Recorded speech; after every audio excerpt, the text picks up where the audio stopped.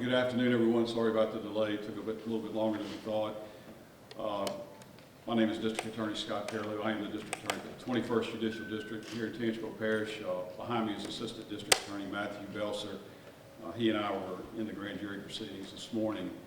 The grand jury heard from 2 witnesses regarding this matter this morning and returned true bill indictments.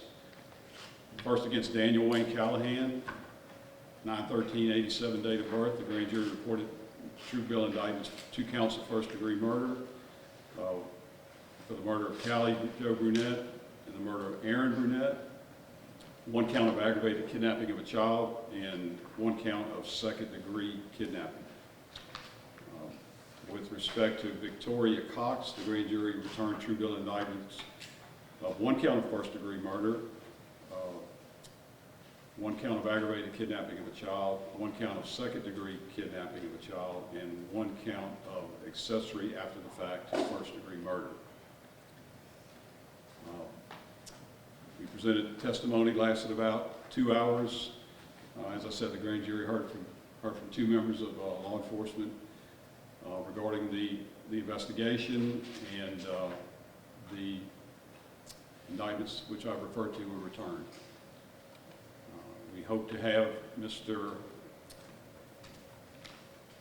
Callahan and Mr. Cox and Mrs. Cox here for arraignment at some point in the near future. When, I can't tell you, but that's our hope, to have that done as soon as possible. Questions? What have the conversations been with the other prosecutors in this case, and where do things stand with working with the folks in Mississippi and the federal government? I have spoken to the district attorney's office in Jackson, Mississippi. Also had a couple of discussions with the United States Attorney in Eastern District here in Louisiana, New Orleans. I am not aware of their plans. I take that back. The U.S. Attorney has indicated that they are willing to and want to, I think, prosecute this matter in some respect. I'm not sure about Mississippi. We just felt like, and I still feel strongly, that this is the place where this needs to be handled initially. If we are done and it wants to be done other places, that is of course at their discretion. But this involves, first of all, it originated here. It involves local people here, and I feel strongly that this community deserves the right to have it ultimately resolved and decided here. Just when it comes to when they'll be extradited back to Louisiana, Callahan and Cox, any word on that? No word on that. The indictments are obviously just happening, so that'll all be pursued and followed up on as soon as possible. Do you believe the child was killed in Louisiana? Do I believe the child was killed in Louisiana? I really don't want to answer specific questions about the facts. I mean, we feel like, we feel like obviously the investigation and the indictments that followed are appropriately charged. And we think that we have the sufficient facts, obviously sufficient factual background and support to support the indictments. Can you speak about the difference between the aggravated kidnapping charge and second-degree kidnapping? What's the significance of the difference there? They're just different elements of the crime, that's all. I'll let Mr. Belser maybe address that in a second. Is there anything you want to let the Brunetti family know about how you'll go about this case? I have spoken to the family on a couple of occasions, and they're aware of what we're doing. I'll say that much. Scott, in the overall tenure that you've had as district attorney, put this in perspective to what it means to you as the chief prosecutor in this parish and to you as a citizen of Tangipahoa. Maybe just kind of give us some context and some perspective on your part. As to what? About the horrific nature of this crime in the overall context of your career and what it means in this community. Well, a lot of the facts have been reported by you guys, and obviously, if this happened anywhere, it would be horrific and tragic. Happening where it did, it's a quiet community. These things don't happen like this very often here, so it's an extremely significant matter. I would expect it's devastating. I know it's devastating to the family. And I think the community, particularly in the Laranja area, which is a small community where everyone is aware of everyone around them, this is difficult to comprehend and accept. And look, we are certainly mindful of that. Wish it didn't happen, but here we are, and we all have a job to do at this part. Law enforcement, a couple of members are here today, have done their part, still working on this. I want to send out just a great gratitude for what their efforts have been in doing this. Put in a lot of work, and they're still working on it. So it's a big deal, obviously. To what extent did his confession publicly play a role in what transpired today? Confessions are evidence. I mean, we're about evidence, so it played a role. And I mean, it took more than 2 hours for you all to come back, you know. It started at 9 this morning, you all going before the grand jury. If you could talk about just those conversations that were held, you know. No, held in the grand jury, I cannot do that. By law, I cannot do that. Scott, how do you think this is going to play out, though, eventually deciding jurisdiction? I mean, it seems like that's going to be maybe, is that going to be a lengthy, complicated process? Fair question. It's involved at this point. Hopefully, everyone will get to the table and have a seat at the table, that's fine, and work this out, you know, for what's best for a just result. And hopefully that'll happen. That's my hopes that will happen. The various agencies that have a role in this, or may believe they have a role, hopefully we can discuss it and again, move this matter as efficiently as we can. And I think that's important for the community and the family. Do you think that the feds will get the first opportunity to prosecute these two? Not if I can help it. You would like it to come here first? Absolutely. And just, And for my reasons I stated earlier, I think it should be that way. And I've expressed that to the U.S. Attorney, and he's been very gracious in his discussions and expressed his willingness to work with us on this. I'm not saying he's wants to take a second position. I won't speak for him, but we have discussed it, and he's been very, very professional with it. and at this time, you can't confirm if 4-year-old Aaron Burnett was killed in Louisiana, or you just won't talk about that? I just would prefer not to open that up and talk about that. Are you going to aim for the death penalty with these first-degree murder charges? That decision has not fully been made yet.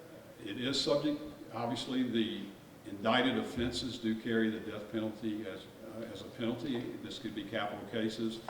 I would just like the opportunity to have more of a discussion with the family about this, that particular issue on the death penalty. Again, it's not all about me. I want to talk to the family. And I think in fairness, we should wait for the entire investigative file to come from law enforcement and the different agencies involved and review that before we make a decision. It's a big decision. I have my thoughts on it. I'd rather not share those right now, but there's time to do that later. To what role, I mean, he publicly asked, kill me, essentially. To what role did that play in this decision, if any? And what decision, I'm sorry? The death penalty decision, whether or not you're going to push for that? You're asking me what he said, what he supposedly said or did say? He has said publicly he wants the death penalty, that he is actively asking to be killed as a result of these crimes. To what role does that play in your decision? None. How important is it for you to make sure this case doesn't drag out? I like to think that's important in every case. Again, a lot of those issues and delays are outside of our control. But obviously, in any case, I think any prosecutor will tell you that delay doesn't really help a prosecution. We would like it to move as quickly as we can. But there's going to be a lot of work involved in this, particularly if it's a capital case. That makes it more prolonged and protracted with pretrial discovery and various other issues. When are you when are you hoping to get Cox and Callahan back here in Tangipahoa and put them before the judge to arraign them on these charges? Well, I'd like to do it as soon as possible, but he is apparently located, as law enforcement tells me, in another state right now, being detained. So he has some rights with respect to being sent back to another state. He can waive those rights, and that would make it a lot faster process. We'll see how that happens. But Scott, what would be the process, if you could lay out the process to get him back here from Jackson? well, they'll be notified that there's a warrant issued as a result of the indictments today, and there are processes between the various states that we use, and they will use in the event he does not wish to waive his rights or waive extradition back here, Okay. where he's entitled to a hearing to determine if these charges are valid and if he's the proper person to be charged. And that's a little bit of a process to go through that with signatures, different channels, different agencies, and so that could take some time. Could Mississippi fight it? Could Mississippi fight it? You mean the Yes. agencies Yeah. prosecuting or law Yeah, enforcement? no, if they want first crack at him, could they say, block him coming back to Tampa? They could say it. I'm sure they could try it. And What would you be your well, recourse? and again, this goes back to, I hope it doesn't come to a turf battle such as that over who gets what first, but certainly I would hope it would be handled professionally, and the end result would be what's in the best interest of this prosecution for the families and the communities And if it involved. does become a turf battle, and for whatever reason, they say, we want to hold him here, do you have any recourse at that point? I don't know. Okay. To that point, how would you describe your conversations? Have they been productive with the other prosecutors? Would you say that they're willing to work with you on this, or how would you explain it? Yes, I think they've been productive and again, professional, and we may disagree on some things, but again, particularly with respect to the U.S. Attorney in New Orleans, he's been very, very nice and professional. Listen to my side of this and my points, and I don't want to speak for him, but I will leave it that there's been good discussions, and again, we don't have to agree all the time, but hopefully it'll work out. And when it comes to the timeline of events, we now know that Callie Burnett was actually killed on Wednesday morning. The children kidnapped Wednesday morning. Did that play any role in the charges today and how you all went about the charges today? I'm not sure I understand. Just the fact that, maybe the crimes could have been, when it comes to the kidnapping, the children being taken to, Jackson, Mississippi, the crime may be being committed there when it comes to the younger girl. Does that play any role in what happened today? Well, it all plays a role. If I understand you, it all plays a role. I mean, those are a lot of the facts that have been reported by the media. I won't dispute them. So yeah, it played a role. I'm not sure if I'm answering your question. Did you watch his confession? I did not.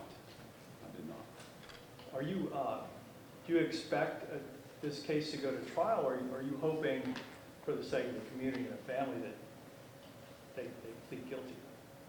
I'm sorry, that what? That they plead guilty? That's not my decision. Your question is, what I hope he would? Yes. Well, it would be a lot easier if all people charged with a crime would plead guilty, so I'll leave it at that. Yeah, if he would, but that doesn't happen very often, in my experience. We had a question from a viewer. Could Tangipahoa afford a first-degree murder trial, meaning that it's a very expensive proposition, and it's hard. It's hard to do a death penalty case, and we haven't done it in a while. Yes, I mean,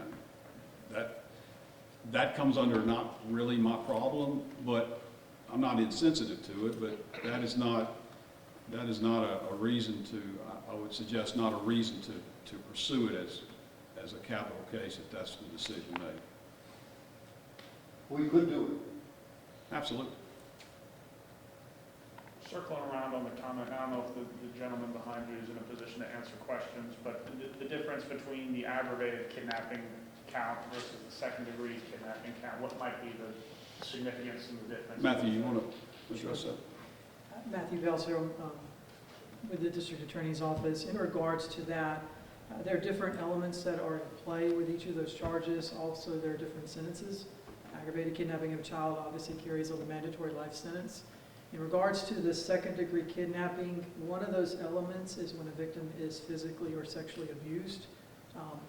We do not feel like we have jurisdiction over some of the events that happen in Mississippi, but we do feel like this allows us to at least bring that in as an element to the charges that we have here.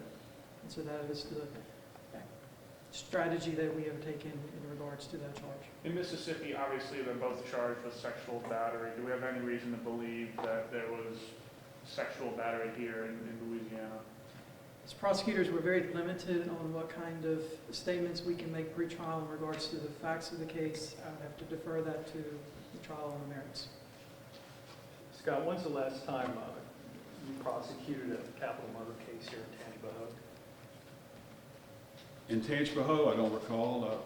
In the district, insofar as our office, I would think the last one that went through indictment and all the way through trial was State versus Gerald Bordelon, was my recollection. And that was in 2008, 2009, maybe. But in Tangi, you had not. I don't recall. It's been a while. Quite frankly, it's been a while.